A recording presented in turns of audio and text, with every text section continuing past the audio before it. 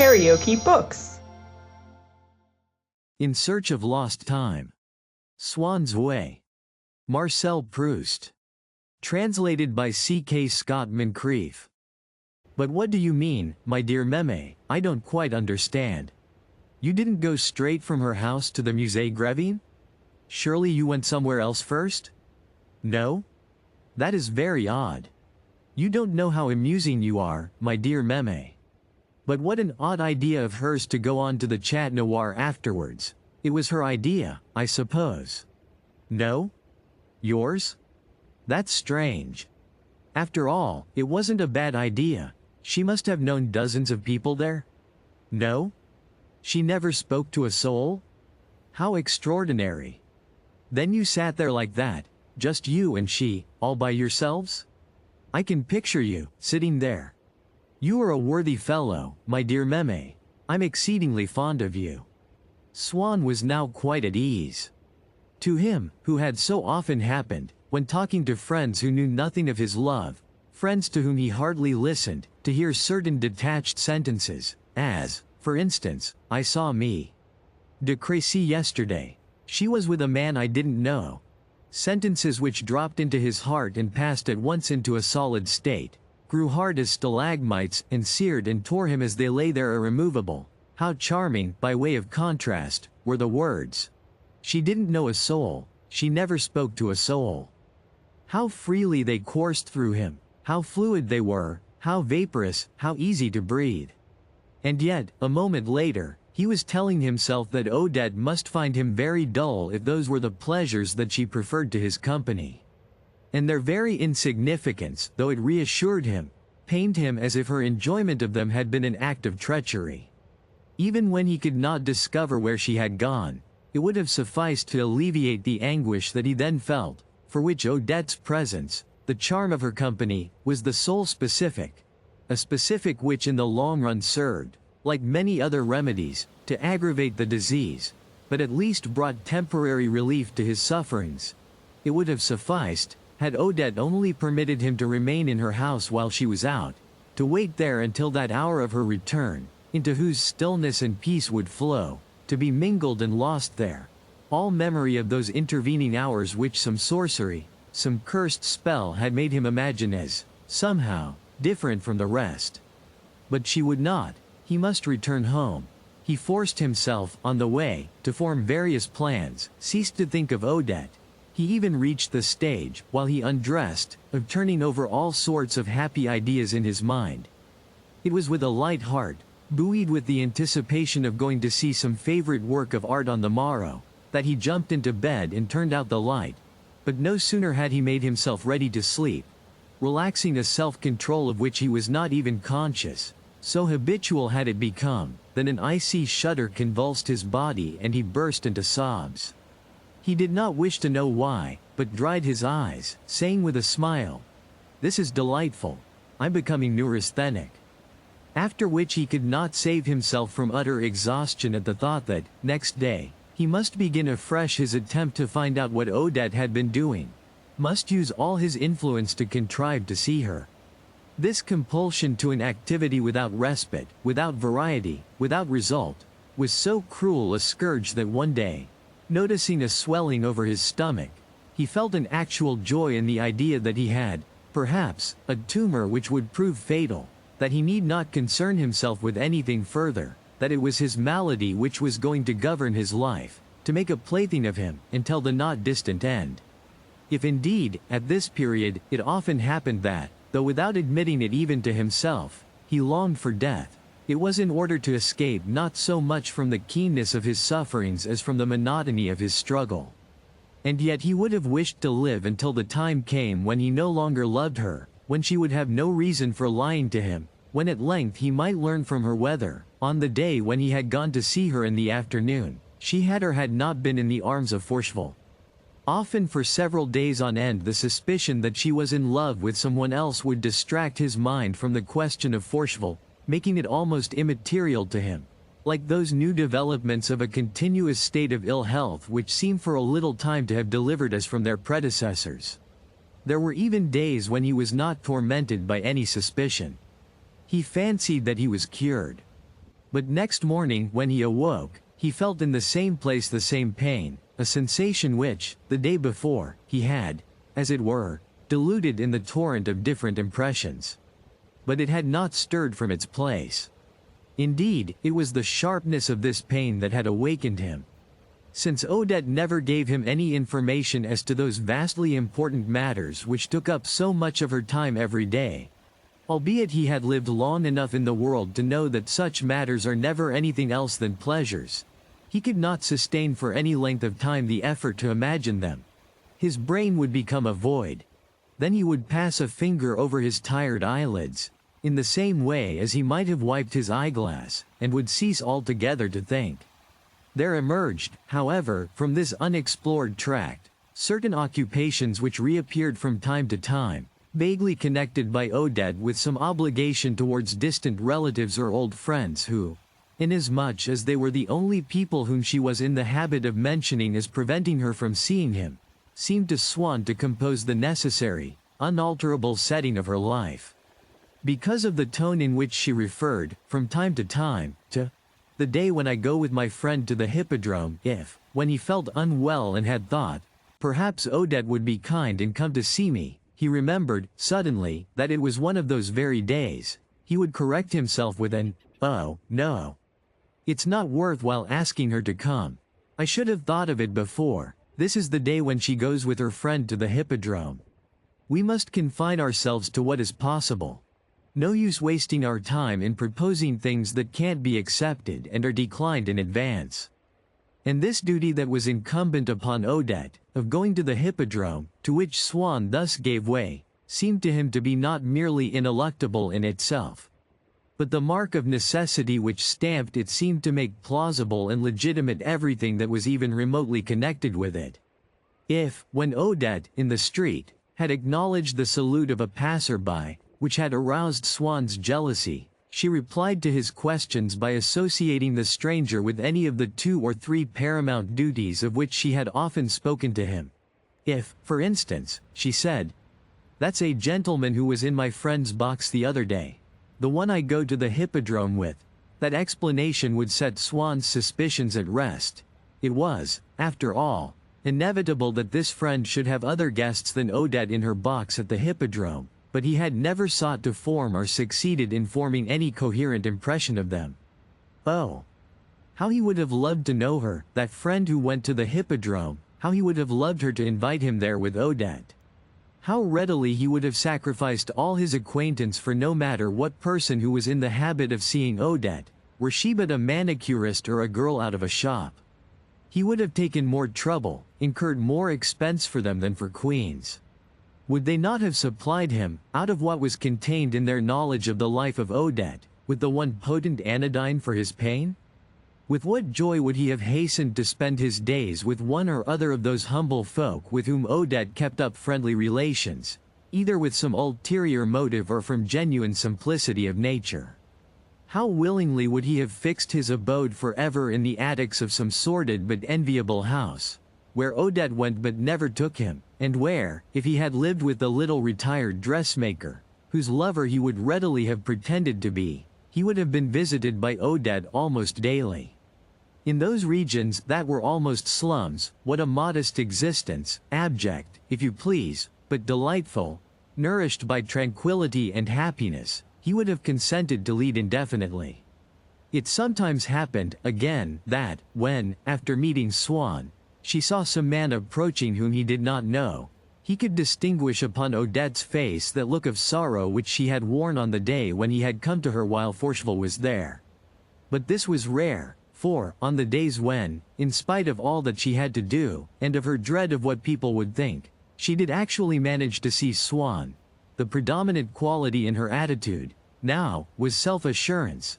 A striking contrast, perhaps an unconscious revenge for, perhaps a natural reaction from the timorous emotion which, in the early days of their friendship, she had felt in his presence, and even in his absence, when she began a letter to him with the words, "My dear, my hand trembles so that I can scarcely write." So, at least, she pretended, and a little of that emotion must have been sincere, or she would not have been anxious to enlarge and emphasize it. So Swann had been pleasing to her then. Our hands do not tremble except for ourselves, or for those whom we love. When they have ceased to control our happiness, how peaceful, how easy, how bold do we become in their presence. In speaking to him, in writing to him now, she no longer employed those words by which she had sought to give herself the illusion that he belonged to her, creating opportunities for saying, my, and mine, when she referred to him. You are all that I have in the world. It is the perfume of our friendship. I shall keep it. Nor spoke to him of the future, of death itself, as of a single adventure which they would have to share. In those early days, whatever he might say to her, she would answer admiringly, "You know, you will never be like other people." She would gaze at his long, slightly bald head, of which people who know only of his successes used to think, "He's not regularly good-looking, if you like, but he is smart. That tuft, that eyeglass, that smile." And, with more curiosity perhaps to know him as he really was than desired to become his mistress, she would sigh, "I do wish I could find out what there is in that head of yours." But now, whatever he might say, she would answer, in a tone sometimes of irritation, sometimes indulgent, "Ah. So you never will be like other people." She would gaze at his head, which was hardly aged at all by his recent anxieties, though people now thought of it, by the same mental process which enables one to discover the meaning of a piece of symphonic music of which one has read the program, or the likenesses, in a child whose family one has known. He's not positively ugly, if you like, but he is really rather absurd. That eyeglass, that tuft, that smile. Realizing in their imagination, fed by suggestion, the invisible boundary which divides, at a few months' interval, the head of an ardent lover from a cuckold's, and would say, "Oh, I do wish I could change you. Put some sense into that head of yours." Always ready to believe in the truth of what he hoped, if it was only Odette's way of behaving to him that left room for doubt, he would fling himself greedily upon her words. "You can if you like," he would tell her. And he tried to explain to her that to comfort him, to control him, to make him work would be a noble task, to which numbers of other women asked for nothing better than to be allowed to devote themselves, though it is only fair to add that in those other women's hands the noble task would have seemed to Swann nothing more than an indiscreet and intolerable usurpation of his freedom of action. If she didn't love me, just a little, he told himself, she would not wish to have me altered.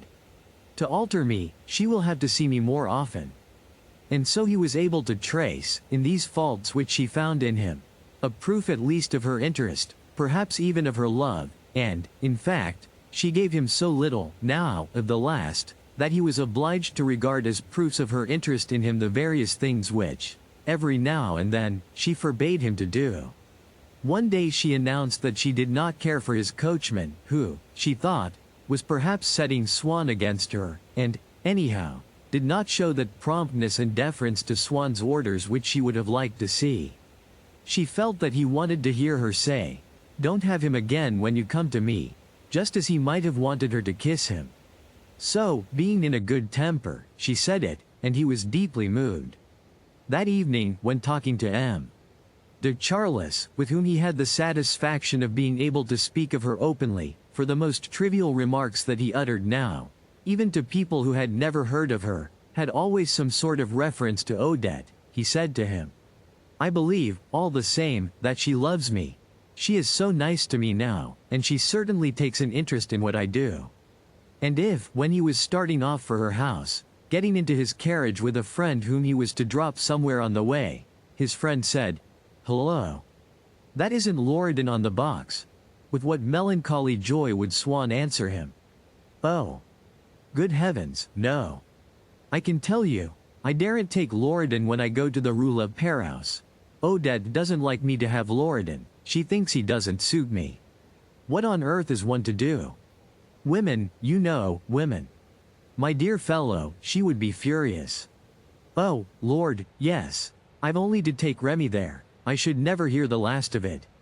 These new manners, indifferent, listless, irritable, which Odette now adopted with Swann, undoubtedly made him suffer. But he did not realize how much he suffered, since it had been with a regular progression, day after day, that Odette had chilled towards him. It was only by directly contrasting what she was today with what she had been at first that he could have measured the extent of the change that had taken place. Now this change was his deep, his secret wound, which pained him day and night, and whenever he felt that his thoughts were straying too near it, he would quickly turn them into another channel for fear of being made to suffer too keenly. He might say to himself in a vague way, "There was a time when Odette loved me more," but he never formed any definite picture of that time. Just as he had in his study a cupboard at which he contrived never to look, which he turned aside to avoid passing whenever he entered or left the room, because in one of its drawers he had locked away the chrysanthemum which she had given him on one of those first evenings when he had taken her home in his carriage, and the letters in which she said, "Why did you not forget your heart also? I should never have let you have that back, and, at whatever hour of the day or night you may need me, just send me a word, and dispose of me as you please." So there was a place in his heart to which he would never allow his thoughts to trespass too near, forcing them, if need be, to evade it by a long course of reasoning so that they should not have to pass within reach of it, the place in which lingered his memories of happy days. But his so meticulous prudence was defeated one evening when he had gone out to a party. It was at the Marquise de Saint-Euverte's on the last, for that season, of the evenings on which she invited people to listen to the musicians who would serve, later on, for her charity concerts. Swann, who had intended to go to each of the previous evenings in turn, but had never been able to make up his mind, received, while he was dressing for this party, a visit from the Baron de Charles, who came with an offer to go with him to the Marquise's if his company could be of any use in helping Swann not to feel quite so bored when he got there, to be a little less unhappy. But Swann had thanked him with, "You can't conceive how glad I should be of your company. But the greatest pleasure that you can give me will be if you will go instead to see Odette. You know what a splendid influence you have over her. I don't suppose she'll be going anywhere this evening, unless she goes to see her old dressmaker, and I'm sure she would be delighted if you went with her there. In any case, you'll find her at home before then. Try to keep her amused, and also to give her a little sound advice. If you could arrange something for tomorrow which would please her, something that we could all three do together. Try to put out a feeler, too, for the summer. See if there's anything she wants to do. A cruise that we might all three take. Anything you can think of. I don't count upon seeing her tonight, myself. Still, if she would like me to come, or if you find a loophole, you've only to send me a line at me. De Saint-Euverte's up till midnight, after that I shall be here. Ever so many thanks for all you are doing for me. You know what I feel about you." His friend promised to go and do as Swann wished as soon as he had deposited him at the door of the Saint-Euverte house, where he arrived soothed by the thought that M. de Charles would be spending the evening in the Rue La Pérouse, but in a state of melancholy indifference to everything that did not involve Odette, and in particular to the details of fashionable life, a state which invested them with the charm that is to be found in anything which, being no longer an object of our desire, appears to us in its own guise. On alighting from his carriage, in the foreground of that fictitious summary of their domestic existence which hostesses are pleased to offer to their guests on ceremonial occasions, and in which they show a great regard for accuracy of costume and setting, Swann was amused to discover the heirs and successors of Balzac's taigas, now grooms, who normally followed their mistress when she walked abroad, but now, hatted and booted, were posted out of doors, in front of the house on the gravelled drive, or outside the stables, as gardeners might be drawn up for inspection at the ends of their several flower beds.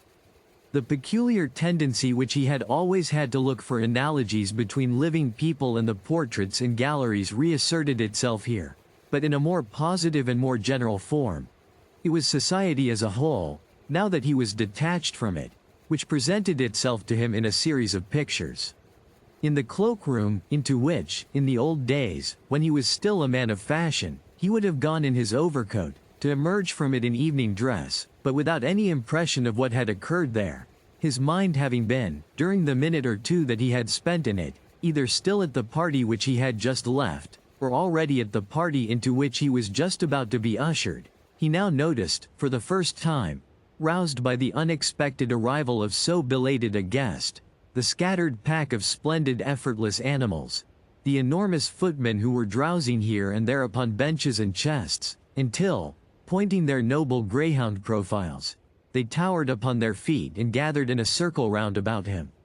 One of them, of a particularly ferocious aspect, and not unlike the headsman in certain Renaissance pictures which represent executions, tortures, and the like, advanced upon him with an implacable air to take his things. But the harshness of his steely glare was compensated by the softness of his cotton gloves, so effectively that, as he approached Swann, he seemed to be exhibiting at once an utter contempt for his person and the most tender regard for his hat. He took it with a care to which the precision of his movements imparted something that was almost over fastidious, and with a delicacy that was rendered almost touching by the evidence of his splendid strength. Then he passed it to one of his satellites, a novice and timid, who was expressing the panic that overpowered him by casting furious glances in every direction, and displayed all the dumb agitation of a wild animal in the first hours of its captivity. A few feet away, a strapping great lad in livery stood musing, motionless, statuesque, useless, like that purely decorative warrior whom one sees in the most tumultuous of Montaigne's paintings, lost in dreams, leaning upon his shield, while all around him are fighting and bloodshed and death.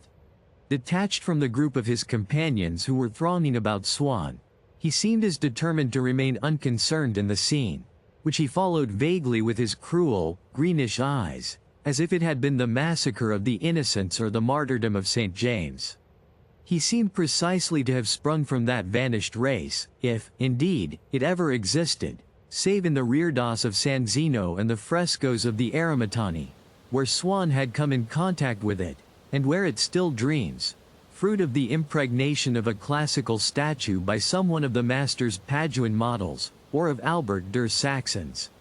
And the locks of his reddish hair, crinkled by nature, but glued to his head by brilliantine, were treated broadly as they are in that Greek sculpture which the Mantuan painter never ceased to study, and which, if in its creator's purpose it represents but man, manages at least to extract from man's simple outlines such a variety of richness, borrowed, as it were, from the whole of animated nature, that a head of hair, by the glossy undulation and beak-like points of its curls, or in the overlaying of the florid triple diadem of its brushed tresses, can suggest at once a bunch of seaweed, a brood of fledgling doves, a bed of hyacinths and a serpent's writhing back. Others again, no less colossal, were disposed upon the steps of a monumental staircase which, by their decorative presence and Marmorian immobility, was made worthy to be named, like that god-crowned ascent in the palace of the Doges, the staircase of the giants, and on which Swann now set foot, saddened by the thought that Odette had never climbed it. Ah, with what joy would he, on the other hand, have raced up the dark, evil-smelling, breakneck flights to the little dressmakers, in whose attic he would so gladly have paid the price of a weekly stage box at the opera for the right to spend the evening there when Odette came, and other days too, for the privilege of talking about her, of living among people whom she was in the habit of seeing when he was not there, and who, on that account, seemed to keep secret among themselves some part of the life of his mistress more real, more inaccessible and more mysterious than anything that he knew. Whereas upon that pestilential, enviable staircase to the old dressmakers, since there was no other, no service stair in the building, one saw in the evening outside every door an empty, unwashed milk can set out, in readiness for the morning round, upon the doormat, on the despicable, enormous staircase which Swann was at that moment climbing, on either side of him, at different levels, before each anfractuosity made in its walls by the window of the porter's lodge or the entrance to a set of rooms, representing the departments of indoor service which they controlled, and doing homage for them to the guests, a gatekeeper, a major domo, a steward, worthy men who spent the rest of the week in semi-independence in their own domains, dined there by themselves like small shopkeepers, and might tomorrow lapse to the plebeian service of some successful doctor or industrial magnate, scrupulous in carrying out to the letter all the instructions that had been heaped upon them before they were allowed to don the brilliant livery which they wore only at long intervals, and in which they did not feel altogether at their ease, stood each in the arcade of his spacious doorway, their splendid pomp tempered by a democratic good fellowship, like saints in their niches, and a gigantic usher, dressed Swiss Guard fashion, like the beadle in a church, coming to the top of the staircase, up which he had been followed by a servant with a pallid countenance and a small pigtail clubbed at the back of his head, like one of Goya's sacristans or a tabellion in an old play. Swann passed by an office in which the lackeys, seated like notaries before their massive registers, rose solemnly to their feet and inscribed his name.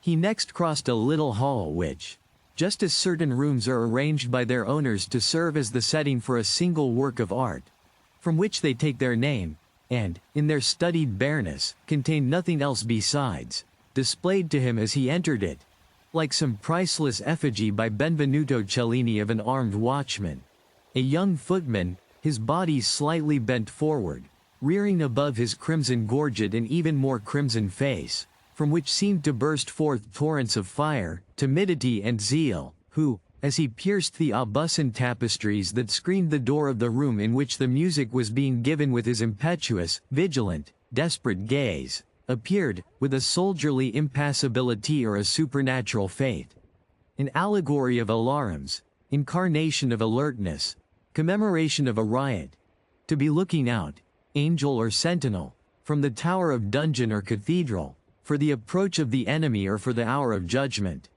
Swann had now only to enter the concert room, the doors of which were thrown open to him by an usher loaded with chains, who bowed low before him as though tendering to him the keys of a conquered city. But he thought of the house in which at that very moment he might have been, if Odette had but permitted, and the remembered glimpse of an empty milk can upon a doormat wrung his heart.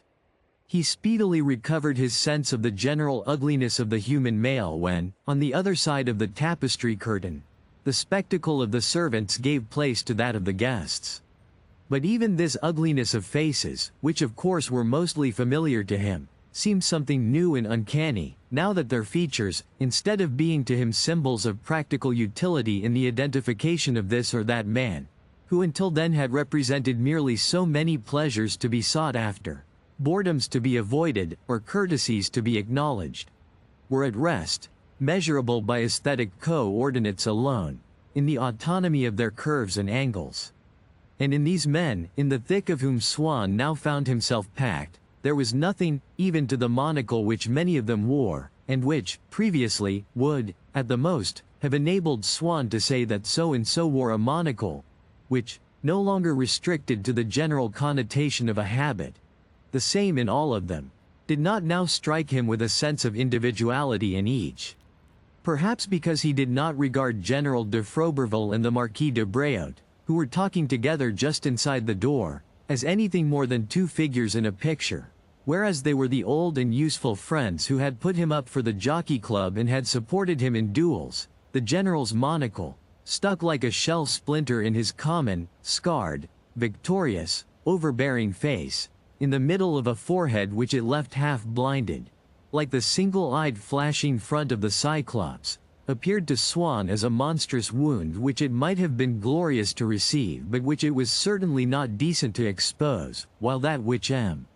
de Breault wore, as a festive badge, with his pearl-grey gloves, his crush hat and white tie, substituting it for the familiar pair of glasses, as Swann himself did, when he went out to places, bore, glued to its other side, like a specimen prepared on a slide for the microscope, an infinitesimal gaze that swarmed with friendly feeling and never ceased to twinkle at the loftiness of ceilings, the delightfulness of parties, the interestingness of programs and the excellence of refreshments. "Hello. You here?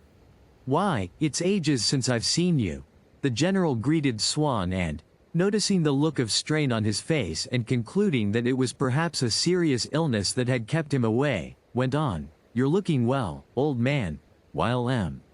de Breault turned with, "My dear fellow, what on earth are you doing here?"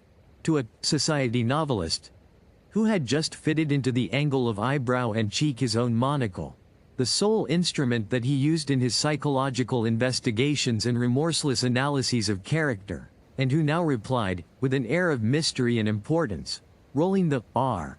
"I am observing. The Marquis de Forestel's monocle was minute and rimless, and, by enforcing an incessant and painful contraction of the eye over which it was encrusted like a superfluous cartilage, the presence of which there was inexplicable and its substance unimaginable, it gave to his face a melancholy refinement, and led women to suppose him capable of suffering terribly when in love. But that of M.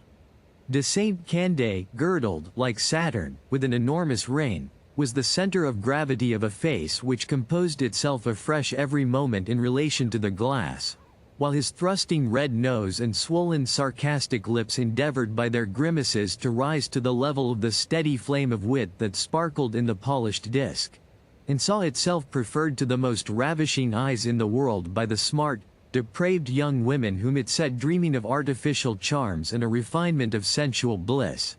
And then, behind him, M. de Palancy, who with his huge carp's head and goggling eyes moved slowly up and down the stream of festive gatherings, unlocking his great mandibles at every moment as though in search of his orientation, had the air of carrying about upon his person only an accidental and perhaps purely symbolical fragment of the glass wall of his aquarium, a part intended to suggest the whole, which recalled to Swann, a fervent admirer of Giotto's vices and virtues at Padua, that injustice by whose side a leafy bough evokes the idea of the forests that enshroud his secret lair. Swann had gone forward into the room, under pressure from me. De Saint Euverte, and in order to listen to an aria from Orfeo which was being rendered on the flute, and had taken up a position in a corner from which, unfortunately, his horizon was bounded by two ladies of uncertain age, seated side by side, the Marquise de Cambremer and the Vicomtesse de Franquetot, who, because they were cousins, used to spend their time at parties in wandering through the rooms, each clutching her bag and followed by her daughter, hunting for one another like people at a railway station, and could never be at rest until they had reserved, by marking them with their fans or handkerchiefs, two adjacent chairs, me. De Cambremer, since she knew scarcely anyone, being all the more glad of a companion, while me. De Franquetot, who, on the contrary, was extremely popular, thought it effective and original to show all her fine friends that she preferred to their company that of an obscure country cousin with whom she had childish memories in common. Filled with ironical melancholy, Swann watched them as they listened to the pianoforte intermezzo, Liszt's St. Francis preaching to the birds, which came after the flute, and followed the virtuoso in his dizzy flight, me. De Franquetot anxiously, her eyes starting from her head, as though the keys over which his fingers skipped with such agility were a series of trapezes, from any one of which he might come crashing, 100 feet, to the ground, stealing now and then a glance of astonishment and unbelief at her companion, as who should say, "It isn't possible. I would never have believed that a human being could do all that." Me. De Cambremer, as a woman who had received a sound musical education, beating time with her head, transformed for the nonce into the pendulum of a metronome, the sweep and rapidity of whose movements from one shoulder to the other, performed with that look of wild abandonment in her eye which a sufferer shows who is no longer able to analyze his pain, nor anxious to master it, and says merely, "I can't help it," so increased that at every moment her diamond earrings caught in the trimming of her bodice, and she was obliged to put straight the bunch of black grapes which she had in her hair, though without any interruption of her constantly accelerated motion. On the other side, and a little way in front of me, de Franquetot was the Marquise de Gallardon, absorbed in her favorite meditation, namely upon her own kinship with the Guermantes family, from which she derived both publicly and in private a good deal of glory not unmingled with shame, the most brilliant ornaments of that house remaining somewhat aloof from her, perhaps because she was just a tiresome old woman, or because she was a scandalous old woman, or because she came of an inferior branch of the family, or very possibly for no reason at all. When she found herself seated next to someone whom she did not know, as she was at this moment next to me, de Franquetot, she suffered acutely from the feeling that her own consciousness of her Guermantes connection could not be made externally manifest in visible character like those which, in the mosaics in Byzantine churches, placed one beneath another, inscribe in a vertical column by the side of some sacred personage the words which he is supposed to be uttering. At this moment she was pondering the fact that she had never received an invitation, or even call, from her young cousin the Princess des Laumes, during the 6 years that had already elapsed since the latter's marriage. The thought filled her with anger, and with pride, for, by virtue of having told everyone who expressed surprise at never seeing her at des Laumes's, that it was because of the risk of meeting the Princess Mathilde there, a degradation which her own family, the truest and bluest of legitimists, would never have forgiven her, she had come gradually to believe that this actually was the reason for her not visiting her young cousin.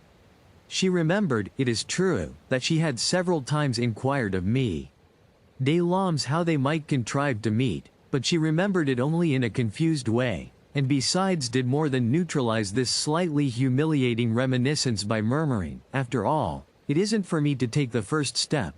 I am at least 20 years older than she is." And fortified by these unspoken words she flung her shoulders proudly back until they seemed to part company with her bust, while her head, which lay almost horizontally upon them, made one think of the stuck-on head of a pheasant which is brought to the table regally adorned with its feathers. Not that she in the least degree resembled a pheasant, having been endowed by nature with a short and squat and masculine figure. But successive mortifications had given her a backward tilt, such as one may observe in trees which have taken root on the very edge of a precipice and are forced to grow backwards to preserve their balance. Since she was obliged, in order to console herself for not being quite on a level with the rest of the Guermantes, to repeat to herself incessantly that it was owing to the uncompromising rigidity of her principles and pride that she saw so little of them, the constant iteration had gradually remolded her body, and had given her a sort of bearing, which was accepted by the plebeian as a sign of breeding, and even kindled, at times, a momentary spark in the jaded eyes of old gentlemen in clubs. Had anyone subjected de Gallardon's conversation to that form of analysis which by noting the relative frequency of its several terms would furnish him with the key to a ciphered message, he would at once have remarked that no expression, not even the commonest forms of speech, occurred in it nearly so often as, "at my cousin's the Guermantes, at my aunt Guermantes, Elzéar de Guermantes' health, my cousin Guermantes' box." If anyone spoke to her of a distinguished personage, she would reply that, although she was not personally acquainted with him, she had seen him hundreds of times at her aunt Guermantes, but she would utter this reply in so icy a tone, with such a hollow sound, that it was at once quite clear that if she did not know the celebrity personally that was because of all the obstinate, ineradicable principles against which her arching shoulders were stretched back to rest. If you liked what you heard, please subscribe to the channel.